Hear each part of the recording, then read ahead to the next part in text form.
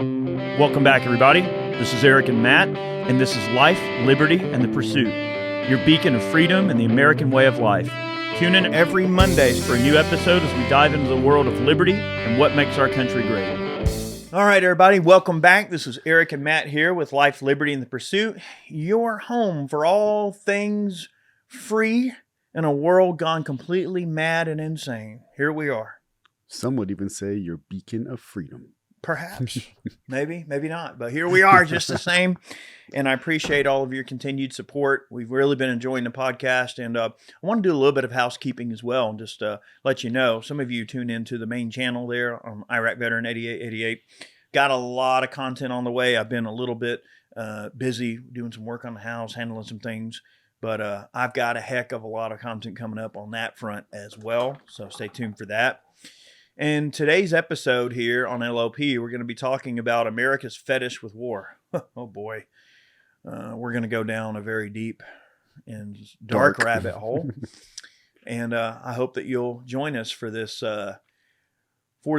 departure into debauchery. I mean, look, I get it, but there's some things we're going to talk about that might be unsettling for some, and maybe even unsettling for ourselves. We're going to talk a little bit about the way the economy is right now, a few things like that. So, you know, it's going to be a very deep discussion. It'll be a lot of fun. So we're going to get into this, and it's been a great week. Everything's coming together.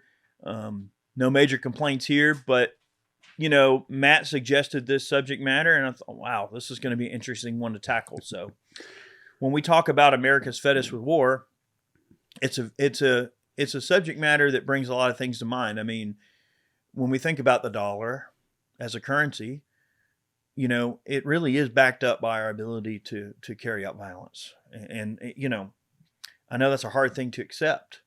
You know, it's been years since we gotten off the gold standard, you know, and now it's like we jokingly call the dollar the war buck. Yep. We call it war bucks. You know, it's just crazy to think that, you know, we have a very powerful military, a very capable, technologically advanced military with probably the best capabilities to fight anywhere in the world at any time of anyone, which gives us certainly an interesting playing field to operate from. What are some of America's other advantages that we have? Well, one, we have a history and a heritage of brave fighting men who win wars. I mean, we may not always win, but we dang sure fight, and it's going to change something, right? So we have a long history of military service, and it goes back a long way. You know, we have a very rich military culture. You know, so it is ingrained in our society that, you know, we support military and all this sort of thing, and you know, very patriotic. Patriotism is strongly ingrained into American culture, so therefore military service is strongly ingrained into military culture. Or some of the other things that we have our advantage as a country is our geographical isolation. We're very strategically isolated, which gives us the ability to pretty much pick on anybody we want as much as we want, and really, short of something very drastic, there's not a heck of a lot they can do about it. Economically, we've got a lot of pokers and a lot of fires. So as a country, we also have a lot at stake in terms of having many a hand and many a pot and many a coin changing many a pocket. And that has a tendency to greatly affect our, you know, relationships that we have with various countries in terms of our diplomatic relations with certain countries. A lot of countries rely on us for a wide variety of different things, such as food and resources. We rely on other countries, so there's sort of a mutual trade that allows us all to function as a civilized society. So there's all these things in play that make America what it is, everything from our culture of service to our culture of violence, our ability to carry out violence, and that violence and that sort of trade minutia that we go through, and all of the pockets that we're in and all of the battlefields that we're on put us in a very unique advantage for our currency to pretty much be a currency of dealing death, as much as it's hard to say. and it's difficult to come to that conclusion. That's really what we are as a country. We just take what we want, I guess, and we just do what we want.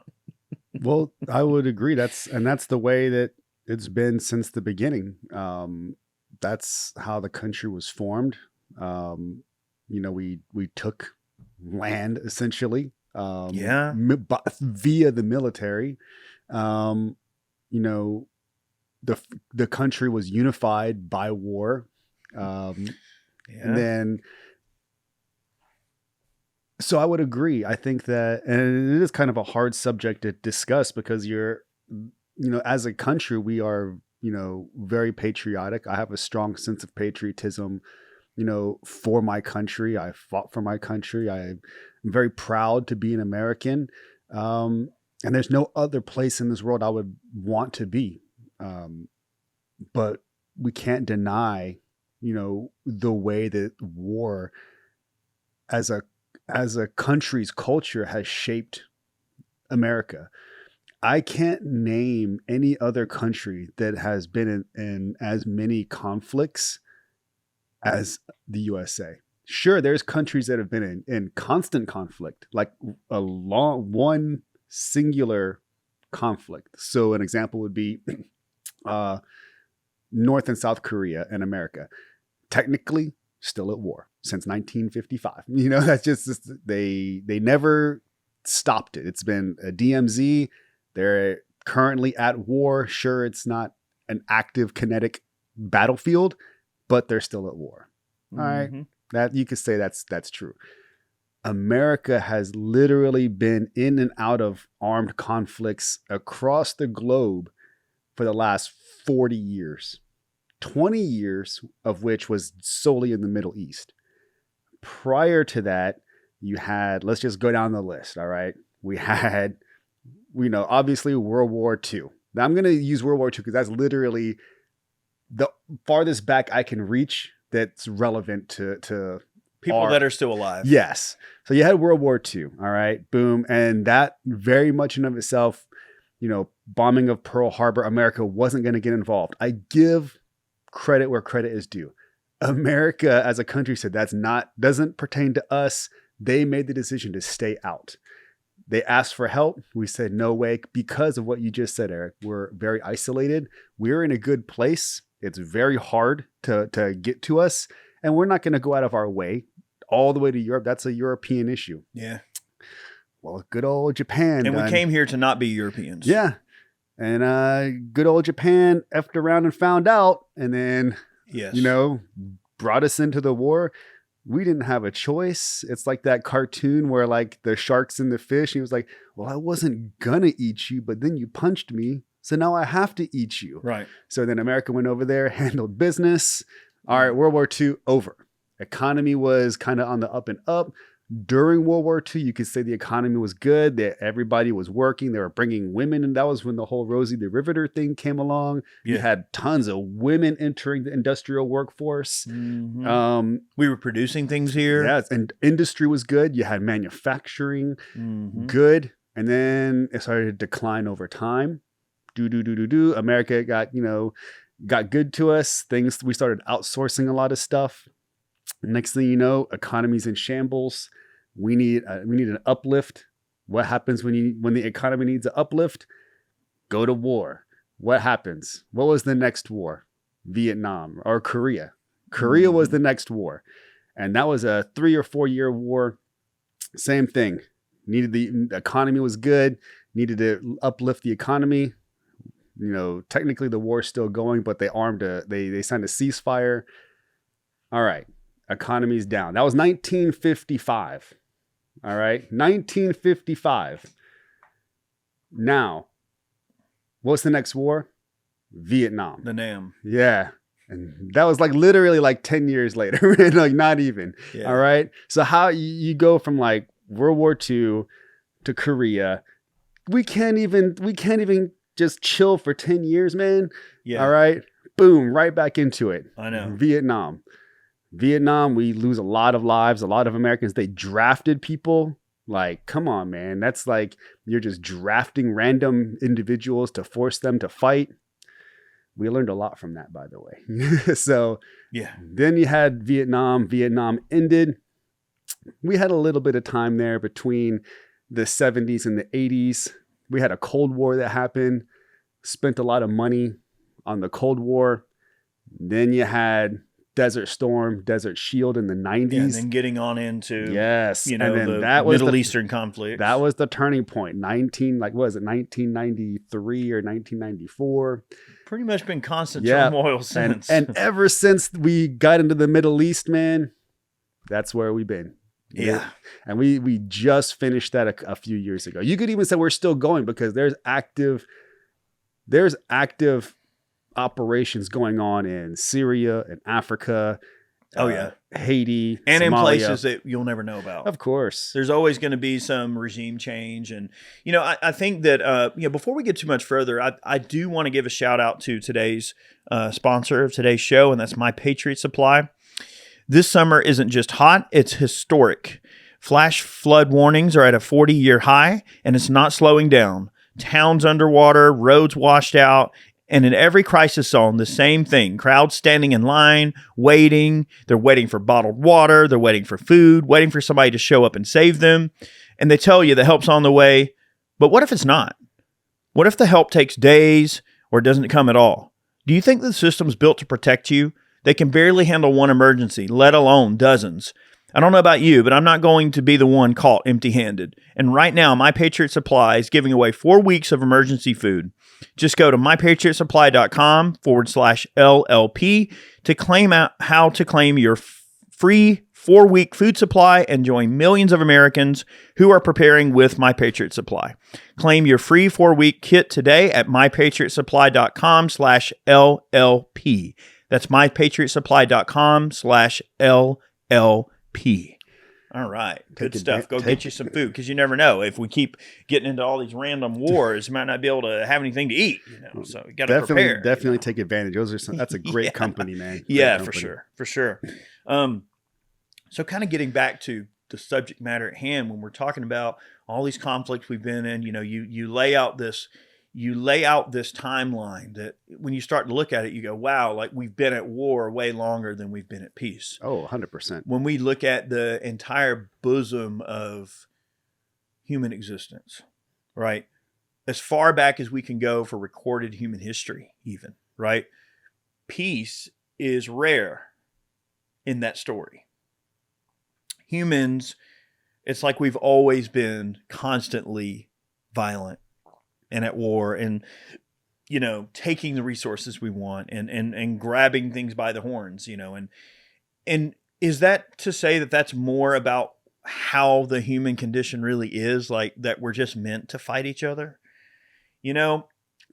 Again, like I don't want to go down a crazy rabbit hole. I mean, we've got a long time to talk here, but The truth is, when you're looking at, people go, oh, well, the government just released information about, extraterrestrial life and UFOs. And, oh, we now know that UFOs might actually be a thing, like actual, aliens or some intelligent life somewhere else. And what I always kind of go back to, I think, well, if that were true, and if there were some intelligent life out there that was smart enough to know how to get here and smart enough to know who we are and who we aren't, I think the more plausible question at hand is they know who we are, and that's why they don't let their presence be known. Because if you were floating around in space and saw a bunch of little primates on a rock blowing each other up and shooting each other and killing each other and doing things in the name of God knows what, you'd probably want to keep your distance too, wouldn't you? So it's like, would we want to be friends with us? I mean, that's if you look at Earth as an entity and in their mind, if you land on a planet, you're going to inevitably have to come in contact with some of all of them.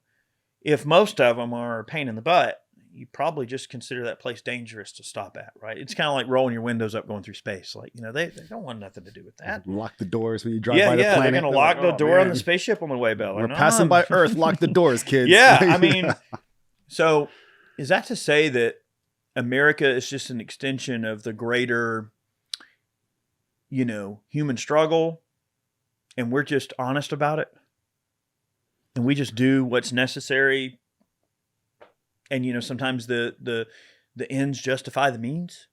Is that what it is?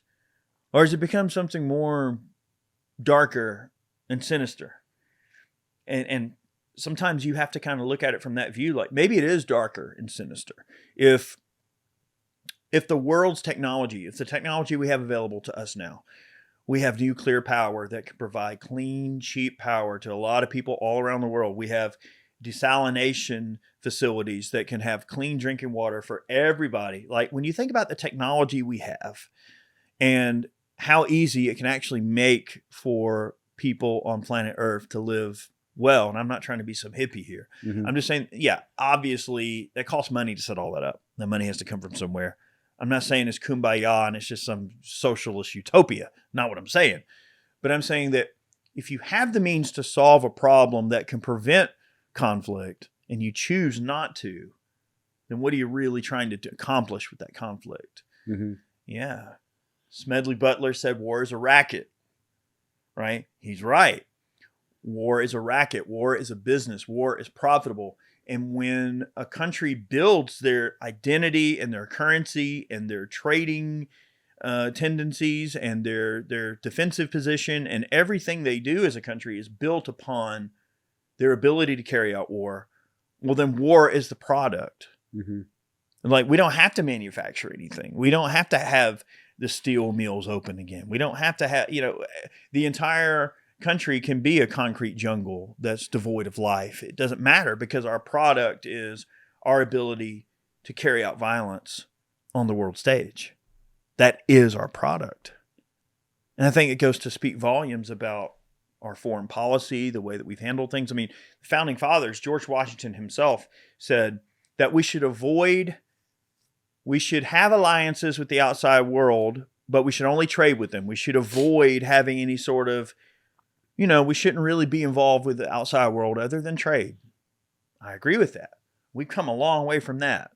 I think that what our country has become now in terms of the military industrial complex and all the mechanisms within it and therein has become much more of a money-making, apparatus and a business apparatus rather than simply just providing for the defense of the common good, right? The only job the government actually has in terms of what the Constitution says is to provide for the common defense. That's it. There's never supposed to be all this taxation and all this crazy crap and income taxes and all these crazy taxes. But what it's become is the government has gotten so good at violence, and violence has become their product, that they then turn that violence inward and they say, well, we're unstoppable. We've got the ultimate Gestapo force that'll do anything we say. We've got the heaviest, craziest military. Well, then we'll turn that in on our own people, and we'll say, well, we're going to have these crazy, damning taxes. We're going to have crazy inflation. We're going to have fractional banking. We're going to have usury. We're going to allow all the things that we left Europe to escape from. We're going to allow that into our back door, and well, we're so powerful, and our product is violence. No one will oppose us. The people will just pay what we say to pay, and they won't say a word about it. And I think that's where we're at. We've reached a very dangerous state of affairs where, the state wishes to have a monopoly on violence. We've seen a lot of situations where, they try to go after guns all the time. There's all the anti-gun politicians out here trying to take your guns away. Why would they do that? What real reason? If our language is violence, if our product is violence, then why in the world would you not want your country to be capable of violence? Mm-hmm. If you're geographically isolated, Matt, and someone were to, let's just say, invade, wouldn't you want every swinging dick to have a gun? Absolutely. I do.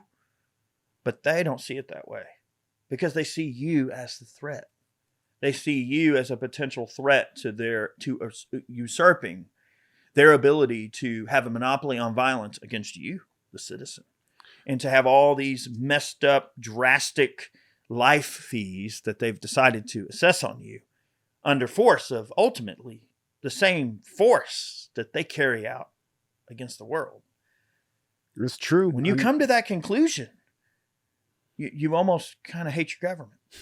I mean, and that's the role of the people. That's why the Second Amendment exists, is so that if the government becomes tyrannical, you have a way to reset, for lack of a better terms.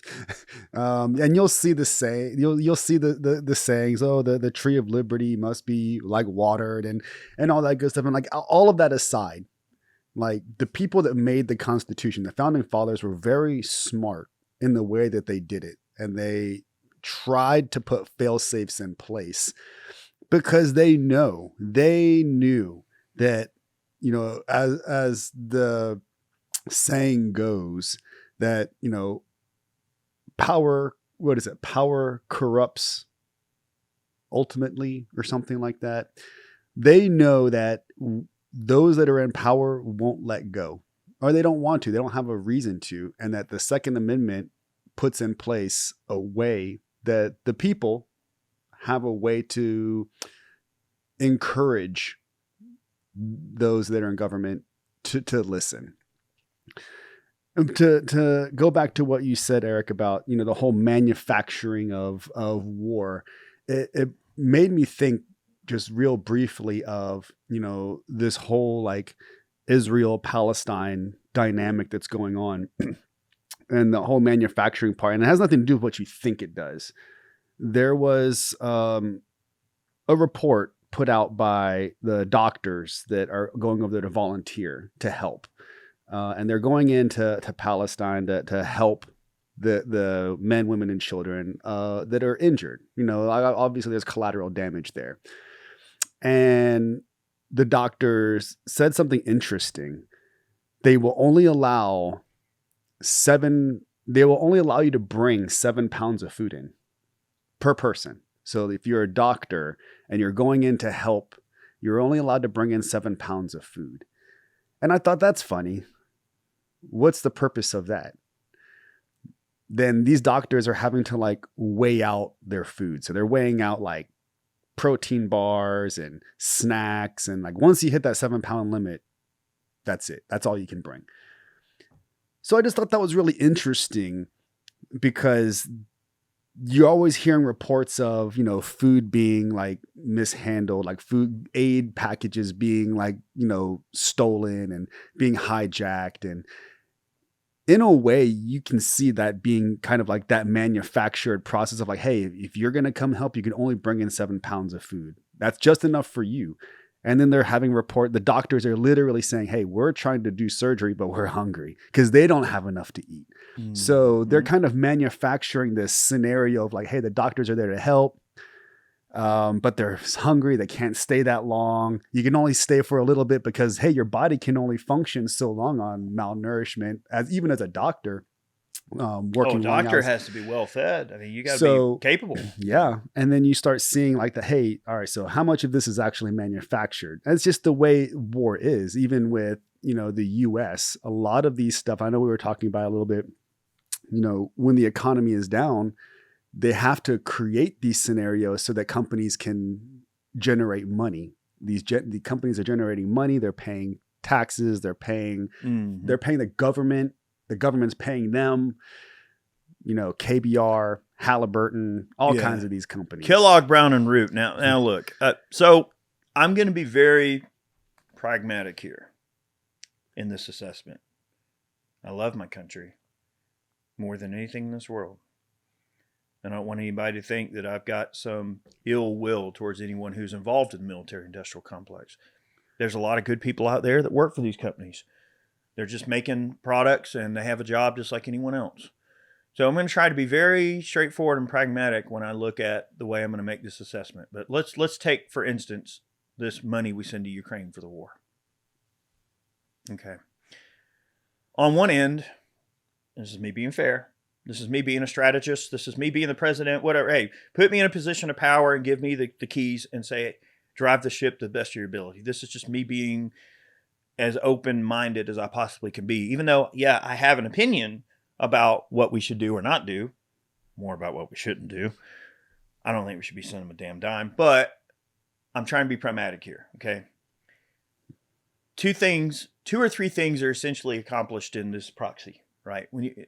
So America has been involved in proxy wars. And if you don't know what that is, it means, hey, our hands are in the pot. We're sending labor, materials. We're sending, pretty much everything except soldiers to this fight. And we're sort of the pocket man.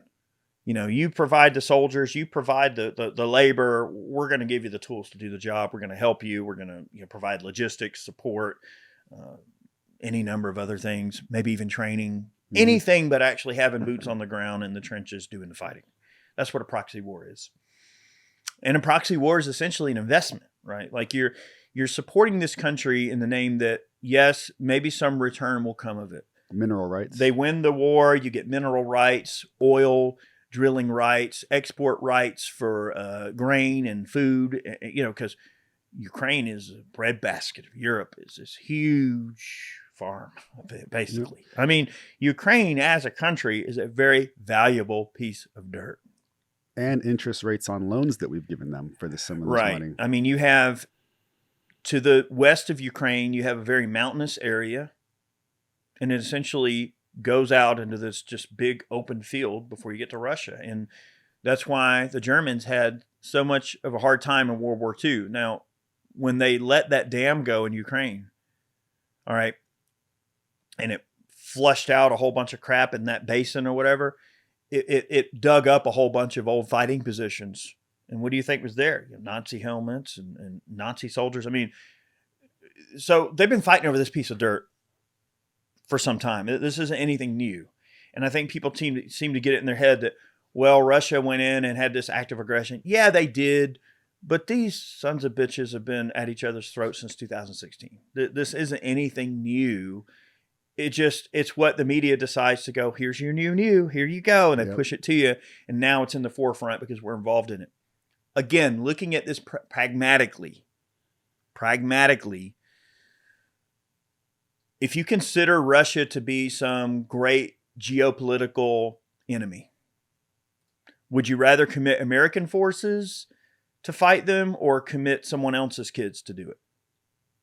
Again, I don't agree with it, but I'm just trying to look at it as open-minded as I can. I'm trying to put myself in the mindset of what our leaders may be thinking. Well, obviously, if we can still have the financial gain of greasing the wheels, and then not have to lose any American lives, which would be a very unpopular thing right now with everything that's going on.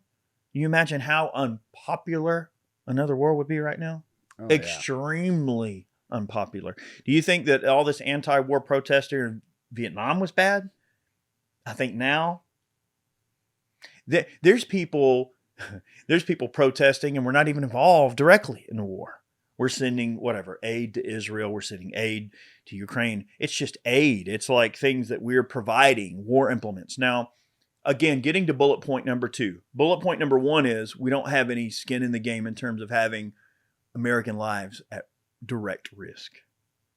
2, okay, are we actually just sending sackfuls of money to them, or are we sending them weapons? A lot of it is sending weapons. Right. Who's making the weapons? American company. We are. Yep. Raytheon. So is the money really going over there? I mean, someone at Raytheon's doing well. Mm-hmm. Someone at Boeing is doing well. Whoever, I guess Raytheon's the ones making all the artillery shells. They do a lot. They do a lot of missiles like ballistics. Yeah. I mean, like someone's making artillery shells. Yep. Someone's making missiles. Someone's making planes. Someone's making sighting systems. Someone's making guns. Someone's making ammo. Hey, those people are doing well. Someone is getting paid. Now, is that to say at some greater level that are the politicians' palms getting greased as well?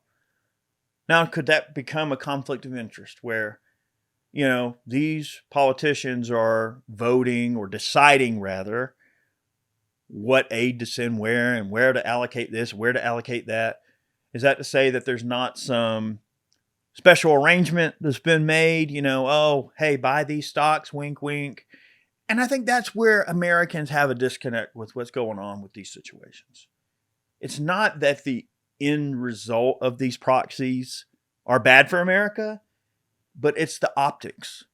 And I think the optics have never been more visible to average Americans on a day-to-day basis than they are now. Mm-hmm. And I think it's not even so much that the end result is something we can't live with.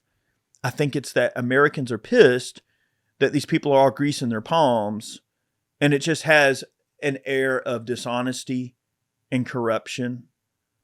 And ultimately, you know, they have blood on their hands. And I think a lot of people morally take issue with us being involved in those sorts of things. Like, it's blood money to a lot of people. Now, logistically, if you're running a country that you are a leader of a country, well, then look, you know, you got to do what you got to do. Either survive 2 more generations, 3 more generations, or die off. Mm-hmm. It's like those kind of decisions have to be made by somebody. You know, and eventually someone has to decide that it's going to be someone else's kids instead of ours.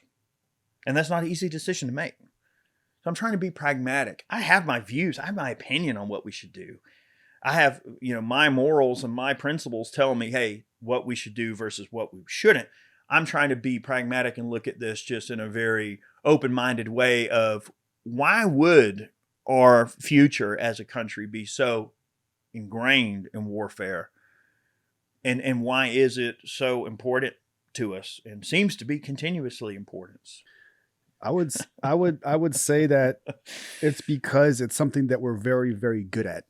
Because of the last, 40 years of being at war or in conflict, I can say without a doubt, we are the best fighting force when it comes to being able to deploy a very large amount of, troops overseas. What they did, I will say, what they did in the Middle East was absolutely insane.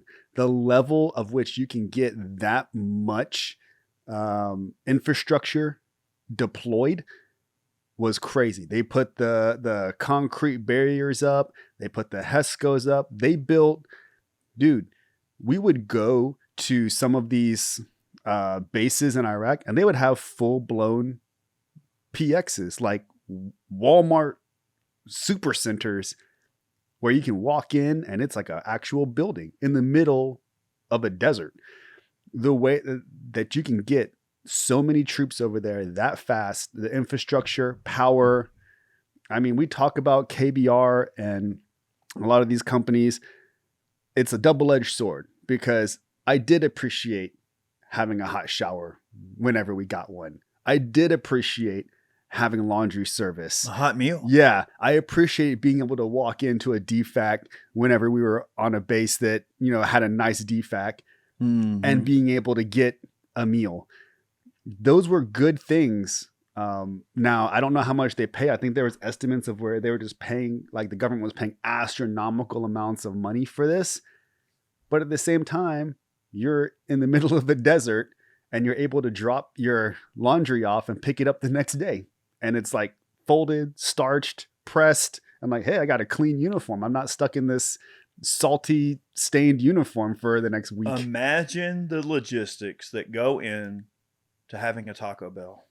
Yeah. Or a KFC. I mean, like some posts would have Taco Bell. Yeah. I think it was Camp Adder. We would go there and they'd have Taco Bell. And of course, people get off their stick.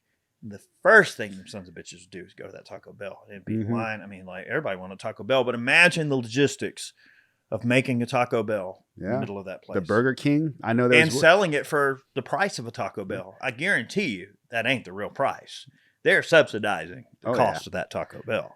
And it's more for morale at that point. That's what it was. It was morale. When you look at it from that perspective and you understand it at that greater perspective, you then become a master of war when you realize that war is not about who is the bigger badass. War is about who commands the logistics. Logistics do not win wars. Logistics is war. Yep. Whoever has the best logistics in place is absolutely going to be pressed to have the better advantage, especially in modern war. I mean, oh my God, don't even get me started on drones. Yeah. Like those drones are some royally scary shit.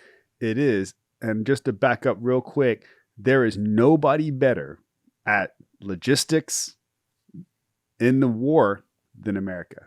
Yeah. They've proven it time and time again. Because think about it. Every single war we've been in, we've had to deploy. We've never fought outside of our Civil War. We've never fought on our own land. We've had literally deploy hundreds of thousands of personnel to other countries and do so in a very rapid rate. Nobody does it better than us. Nobody. And that's unfortunately the reason that America keeps doing it, is because we're so good at it and we make it look easy. Like I think that, what was it? I think it was like even Russia and Ukraine, they can't even get vehicles across a border on land as fast as we can get them in the air and like dropped into another country. It's crazy. Isn't that wild? We made it look so easy that other countries try it and they realize how hard it is. And they go, holy crap, it's hard fighting a war. Yeah. When you're not well versed in it. Correct. And Napoleon Bonaparte said that an army marches on its stomach. And we always go back, we say the saying, beans and bullets. You've got to be able to keep up with the apparatus of war. And, you can put a bunch of dicks in one place, but if you can't feed them, clothe them, heal them when they're sick, help them when they're hurt, keep their guns running, keep their equipment running, keep fuel running, all of the minutiae of war, what actually allows us to handle the logistics, what do you got? You have a liability. And when we look at the late stages of the Roman Empire, it was the same thing. The Roman Empire was stretched so thin. And soldiers just started abandoning their posts. They were without pay, without clothing and weapons, without food, without shelter. Like, the hell with it. I'm going to go home or do whatever. Because eventually things got to a point where people woke up and Rome just wasn't Rome anymore. And they're like, well, I guess we're hanging it up. Like one day it just kind of flipped the switch, and I don't want to say that America's in a similar phase of like the late stages of the Roman Empire. I don't really feel like we're at that. I think we're at the danger of becoming to that point where we see the bleeding of the coffers. There's so much bleeding of the coffers going on. There's so much corruption and spending, and we're spending money we don't have, and we're continuing to kick that can fiscally down the road. And I suppose that's a good way to sort of segue into the way the economy is right now, and the economy and our overall financial situation as a country. And when I say as a country, okay, yes, the amount of debt that the country actually has, and let's just say what money is worth now, what the dollar is worth, the buying power of the dollar, not really what it's worth, because on paper, a dollar's a dollar, but a dollar isn't a dollar now, is it, Matt? I mean, a dollar is only worth what its buying power, what it can actually do. What can you buy with it? What can you convert that dollar into? It's a deep rabbit hole.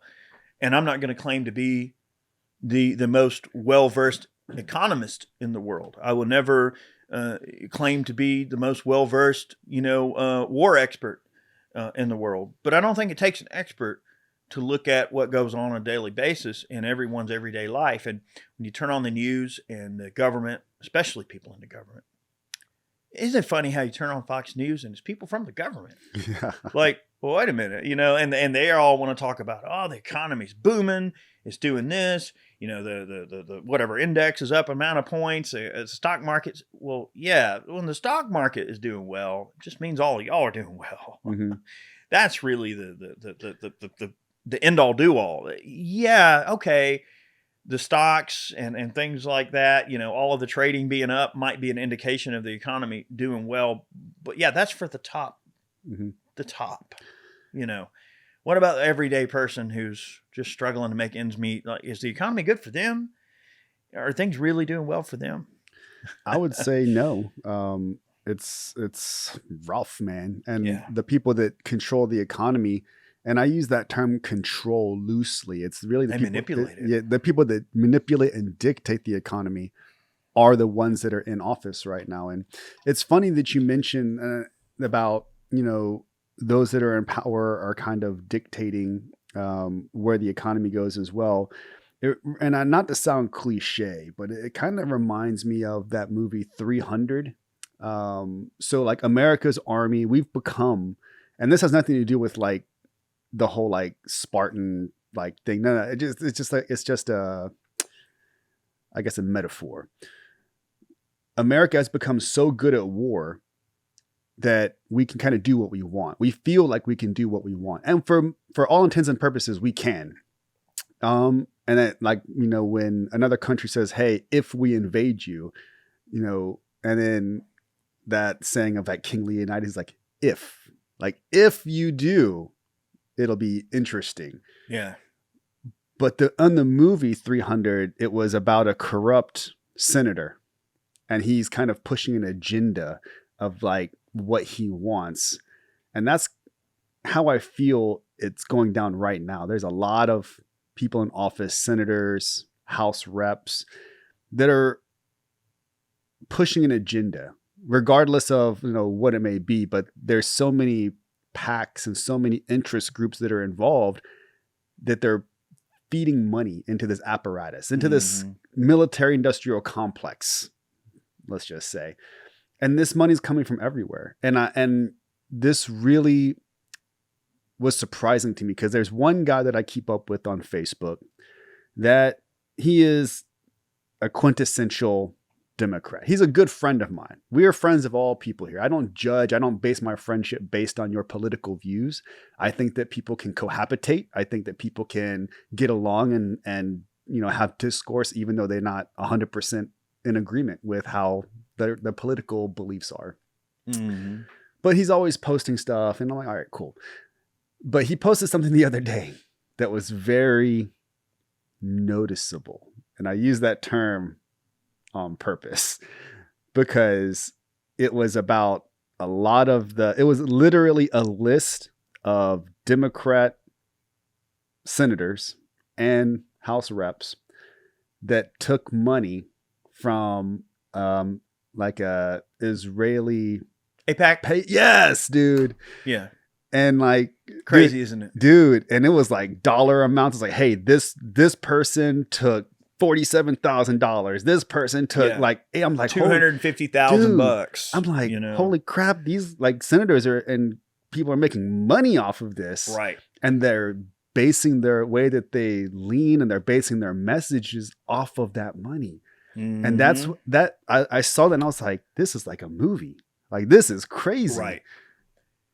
You know, I'm glad we're going to talk about this. I didn't know if AIPAC was going to come up or not. And look, there's a lot of people that accuse me of many things, and some of those things are true. You know, some of the things that people say about me, they're true, and sometimes they're not. But I think that also what tends to go by the wayside with people's opinion about me specifically is where my intent is, where my heart is. No one ever cares to ask you where your heart is. They just assume. They just all they know is their projection of the way they are, and they're going to project that. You know, they're going to use that projection to just paint you, and that's a Marxist tactic. Look, a Marxist tactic is to accuse the opposition of what you're doing,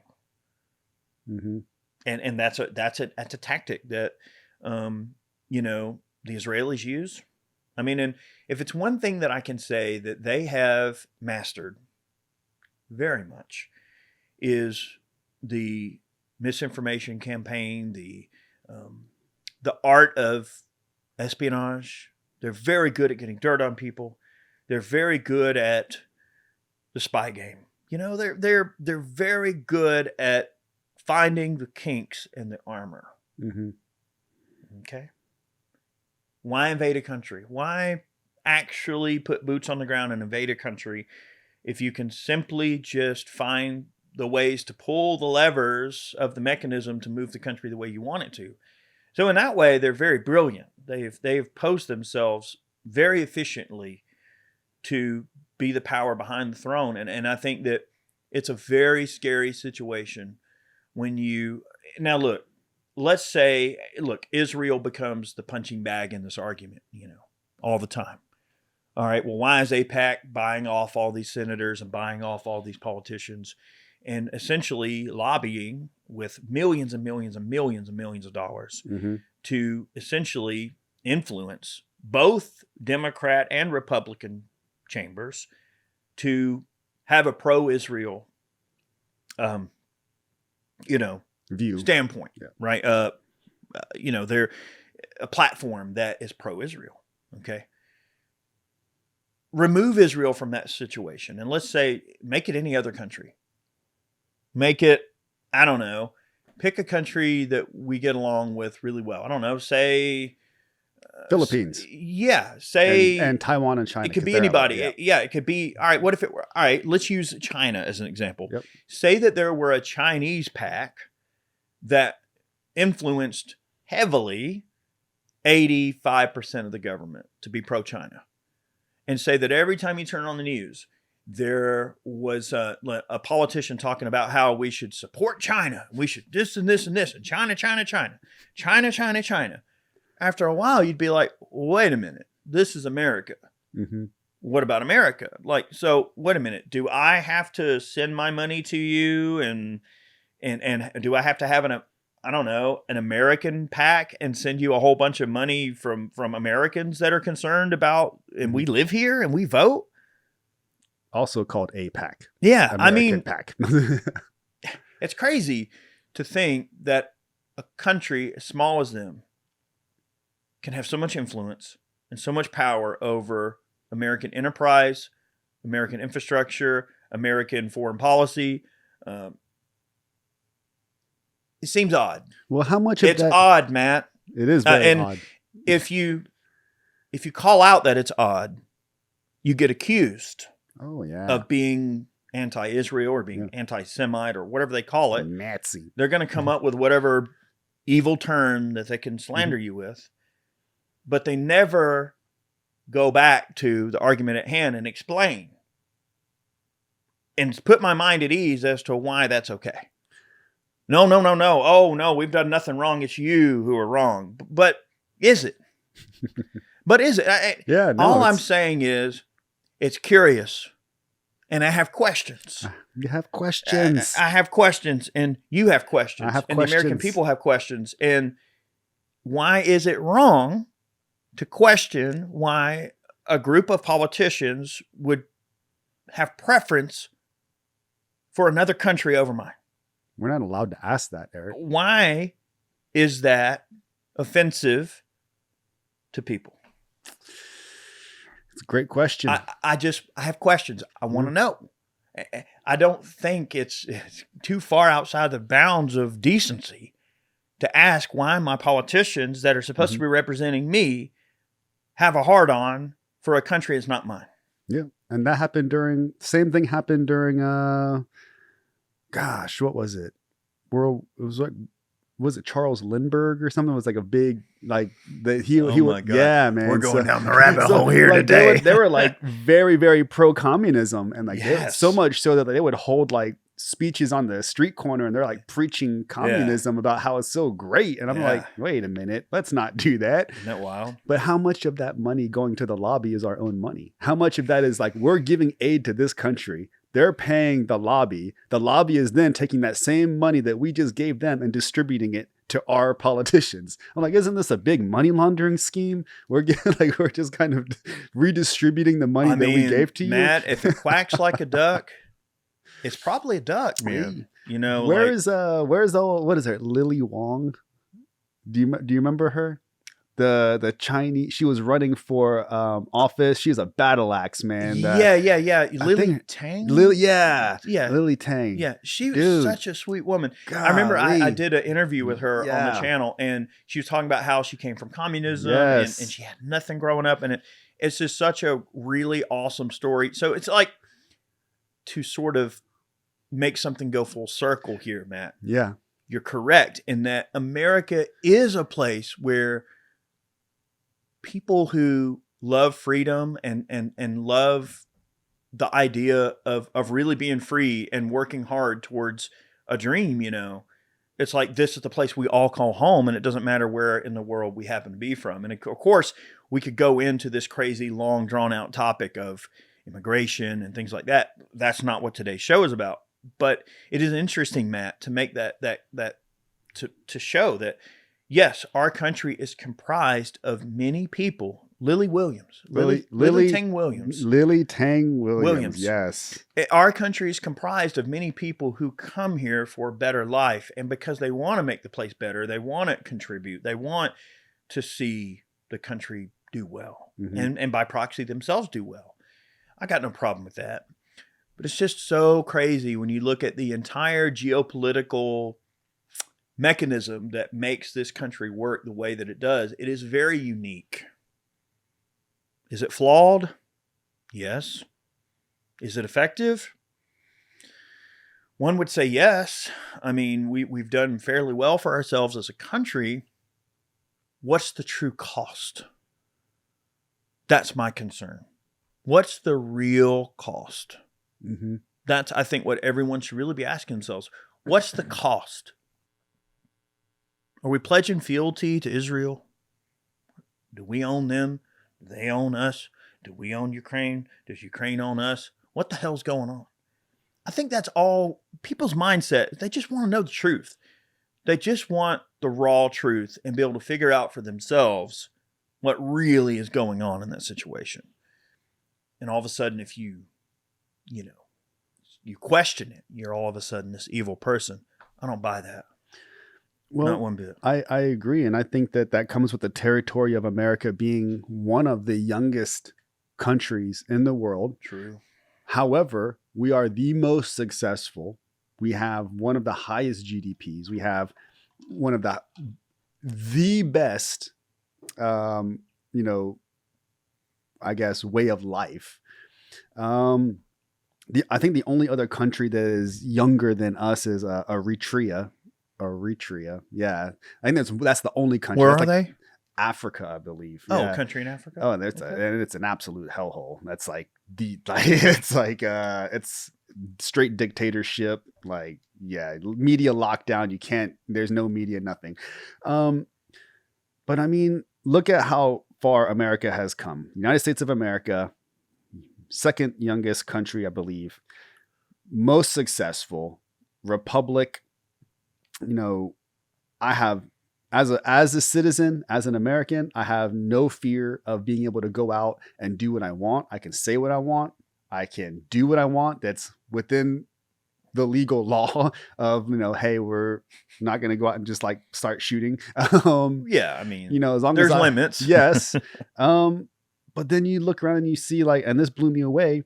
Like there's like video of like Ukraine where like they're like black bagging military age men to go fight a war. I'm like, yo, they're like straight kidnapping them off the streets. That's some pretty dark stuff. Yo, that's crazy. That's dark. Yeah. And like the moms are like trying to hold on to their kid and the Gestapo's over there like pulling them into the car. I'm like, okay. Yeah.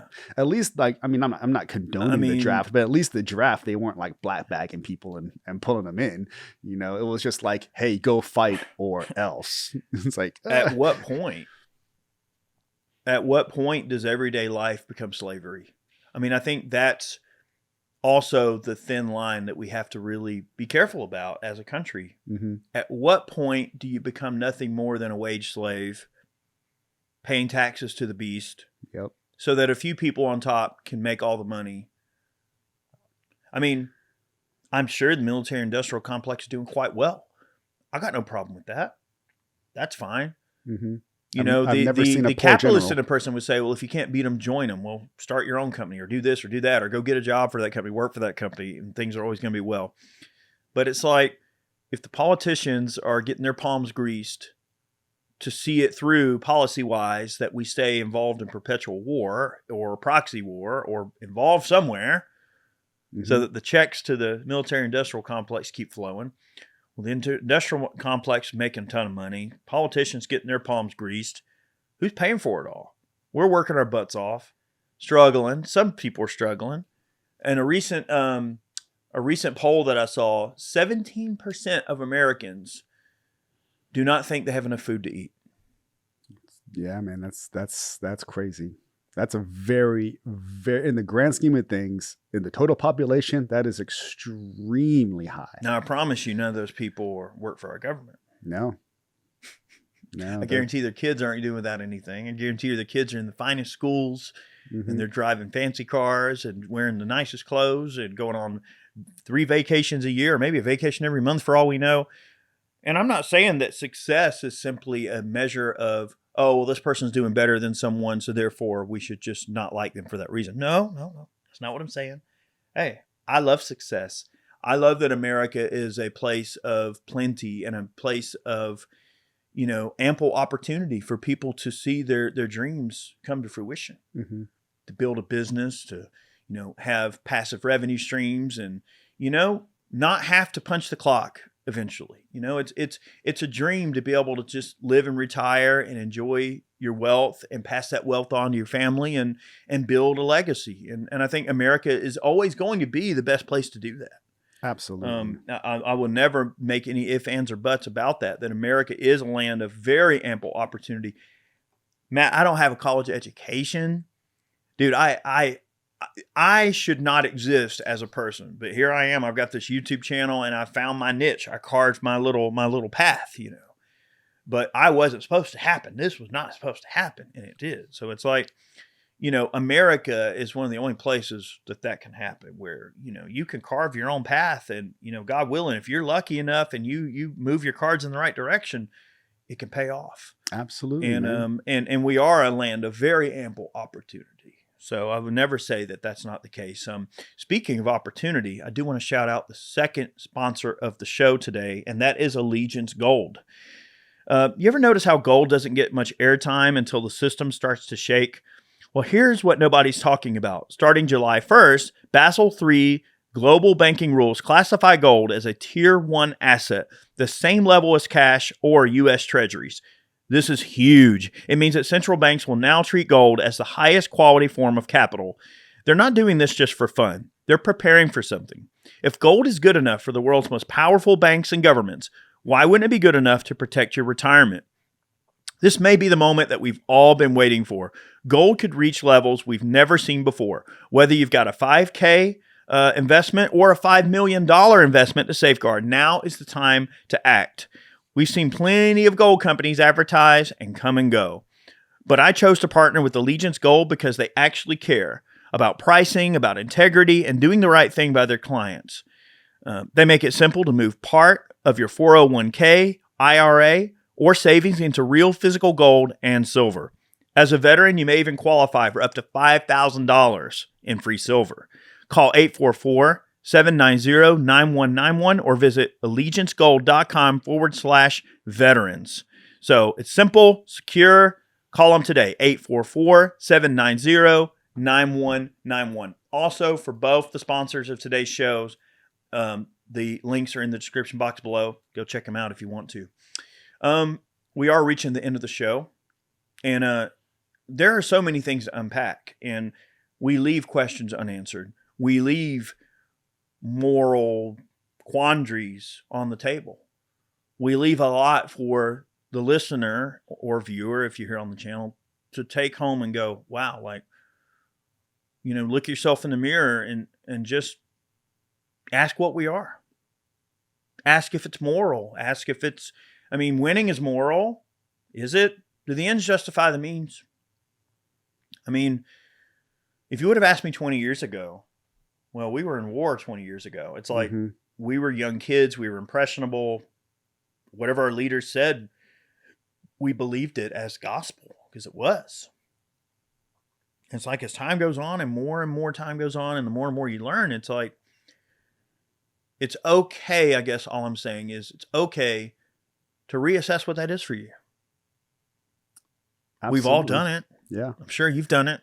Dude, I think about, not to go down that PTSD rabbit hole, but that's half of what PTSD is, growing up and realizing, like, after you have a family, after you have loved ones, and after you have a child, and you're like, man, that, like, what you did when you were younger was like not cool. Like it's just like that's a lot of that time is spent reflecting back on your actions and like how you would have changed it if you just knew a little bit more.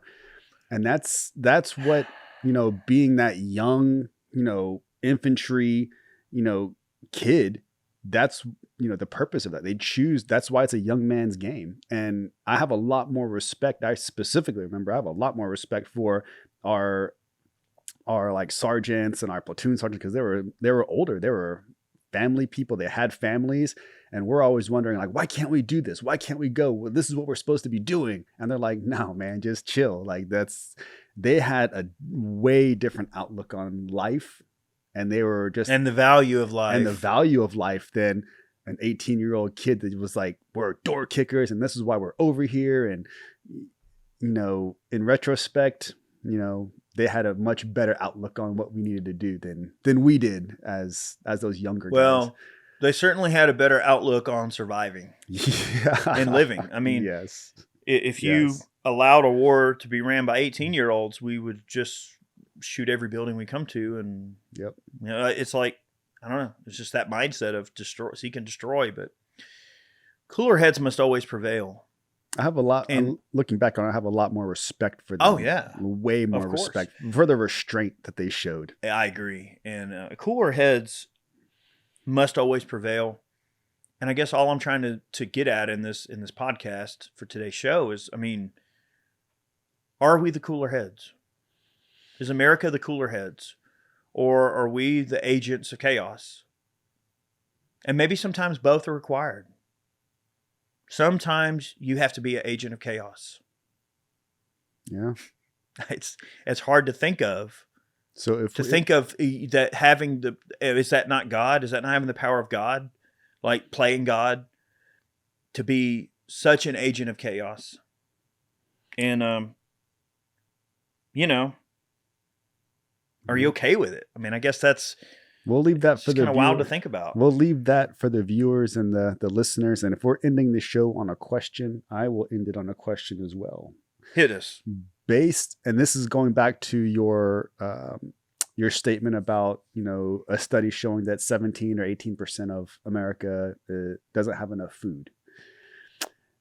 I saw a post, and this is not an original question, but it's a good question. And hit us. It was, if you force a child to be in school, shouldn't the school lunch be free? So if you're forcing if you're making it a legal obligation for your child to be in school, which it is, the child has to go to school, or the parents get arrested. How can you force them to buy the food they have to eat to be there? It's a very interesting question because, I am a capitalist. I think that everybody should make money, but that is a very, very true question and statement. It's like, you can't force a child to be somewhere and have legal ramifications if they're not there, and also force them to buy food. It's like they have to be there by law. You must provide them. Very similar to if you're going to force someone to be in a gun-free zone, you're obligated to protect them. I agree. Wow, that's a very astute observation. I'm sitting here spinning like I have to come up with an answer because you've asked this question, and I believe very much in a voluntary society. I used to not be quite as much that way. I used to be like really about law and order and, very imperialistic, so to speak. Like, I was very much about law and order and pro-military, pro-law enforcement. And I still am. Don't get me wrong. Support all those guys. They put up with a lot of crap for us. I get that. But I do also believe in a voluntary society. And I think, hey, like maybe a happy medium in that situation would be make the food free, feed the kids, make sure they, no kid should ever go hungry. Right. Now they do have subsidized lunches. They do. There are subsidized lunches for families that cannot afford to pay for those lunches. Okay, fine. And there are accounts that you can pay into to help the kids buy their food. Like they actually you can pay into the lunch account for kids. I've seen that. And so that is an option. So, hey, maybe if you're a really wealthy family and you own a big multi-million dollar a year business, what's 10 grand? Like just tax write-off. Yeah. Write it off and put it in the lunch account. So the kids, but make it voluntary. Hey, it's not, you don't have to do it. Society will always self-marinate, right? Society will always self-heal. Things will always happen. Like before we had income taxes. Now, I don't want to we're kind of going over on time on the show today, but I'll just quickly mention, how did we have roads and infrastructure and all this before income taxes? Smaller government. We had more money, surplus. I mean, you want to go there. It's like the society that we've created with all this usury and fractional banking and inflation and all of this controlled chaos. Our very government, they're agents of chaos, and they create the chaos so they can create the solution. And of course, when the solution drops, it's going to require you to give up something. And that's the game. That's the game on the inside, and the game on the outside is our war game. Yeah. And that's how we operate. And the theory, anyway, is that we all survive well enough. But I guess I'm questioning what well enough is. What is their definition? What is their definition of well enough? And are we okay with well enough? Right. I suppose that's an important thing to consider. It's relevant. Yeah. Well, I guess we'll end this show on Reagan's famous quote on what's the scariest thing to hear? From the government? And I'm here to help. Here to help, bitch. Yep. And the older you get, the more apparent it becomes, and the more your blood pressure rises. Yep. That's just how that works. But I hope everyone has a fantastic week. And thanks so much for tuning in. If I do my part, usually we post the show on Mondays around 9 o'clock. If I remember to upload the show on Sunday night. We do our best to remind. Not going to claim I always do, but I try. I'm a human being. I make mistakes like anyone else. But thank you all so much for tuning in. There's a lot more content on the way. I appreciate all the years of support from our viewers, not only on LLP, but on the main channel. For all the content I've been putting out. I was reflecting on that the other day. And for those of you that are still here, I know it's been a long show, but I might as well ramble a little bit since we're near the end. But I was reflecting on that the other day, that a lot of folks have supported me. And we put out a lot of content, almost 1,500 videos. That's a lot. Over the course of about 16 years. So it's just kind of crazy to think that one day something becomes a pet project, something for fun. Mm-hmm. And then one day you wake up and you realize it was your living for 16 years. And it's like, where does time go? And maybe that's what our country is a reflection of that we got so used to that way of life that we just accepted that's who we are. And maybe that's the simple answer, Matt. It very well could be. I'm here for it. Anyway, so have yourselves a great week. Many more podcasts on the way. We'll see y'all soon. Bye, everybody. Thanks for listening to Life, Liberty, and Pursuit. If you enjoyed the show, be sure to subscribe on Apple Podcasts, Spotify, and anywhere else podcasts are found. Be sure to leave us a 5-star review. We'd really appreciate that. You can support us over on Ballistic Ink by picking yourself up some merch. And remember, guys, danger is freedom. Have a good one.